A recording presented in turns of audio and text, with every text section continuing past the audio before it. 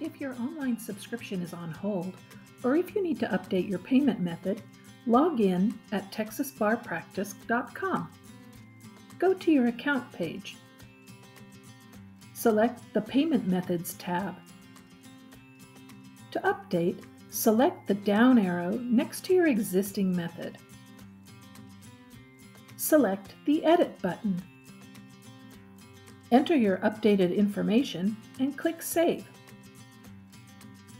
To instead add a new card, click Add New Payment Method. Enter your card details and click Save.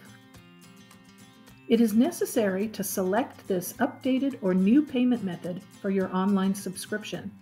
To do so, select the Subscriptions Auto Renewals tab.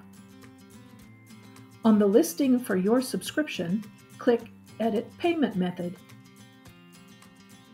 Click the button next to the payment method you have updated, and then click Update.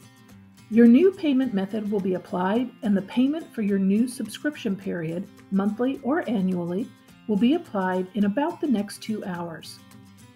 For more assistance, please email salesdesk@texasbar.com or give us a call at 512-427-1411. We'll be happy to help.